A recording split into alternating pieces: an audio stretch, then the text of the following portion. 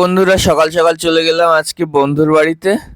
বন্ধু যেহেতু বাইরে কাজ করে তাই নিয়মিত দেখা হয় না। ওই জন্য মাঝে মধ্যে একটু যাই যখন বাড়িতে থাকে। কিন্তু দেখা করতে গিয়ে দেখি কি অবস্থা! বন্ধুর উঠোনে মানে রাস্তায়, বাড়ি যাওয়ার রাস্তায় দেখো কি পরিমাণ জল। বিশাল ব্যাপার তো তোমাদের। দুয়ারে মৎস্য প্রকল্প চালু হলো নাকি? আর এতদিন ধরে জল জমে আছে, দেখো সাপ টাপ গুলোও চাইছে জল ছেড়ে একটু ডাঙায় উঠতে। আর আমার বন্ধুর উঠোনে গত বছর প্রায় 3 ফুট মতো জল ছিল।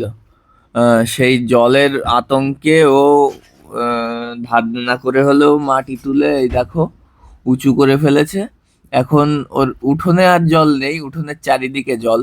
আর গিয়ে দেখি যা ভেবেছিলাম ঠিক তাই। বাড়ির চারিদিকে যেহেতু জল, ও জাল বুনতে বসে গেছে। ও জাল বোনায় ব্যস্ত। কারোর সঙ্গে মাছের নেশায় কারোর সঙ্গে কথা বলার সময় পর্যন্ত নেই।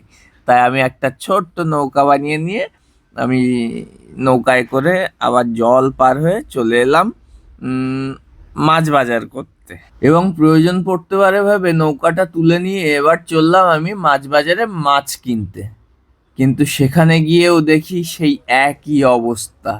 মাছ বাজারে মনে হয় এইখান থেকে মাছ ধরেই বিক্রি হচ্ছে। সবাই দেখো কিরকম মাছ খাওয়ার জন্য কতটা জল পেরিয়ে মাছ কিনতে যাচ্ছে।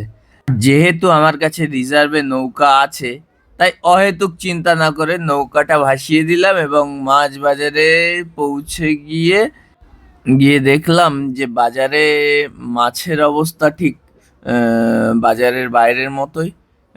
যেহেতু ওই রকম খারাপ, সেই কারণে খুব একটা ভালো অবস্থা না। ওই তবুও আমার যেমন পছন্দ করে একটা মাছ নিয়ে আমি চলে এলাম বাড়ি।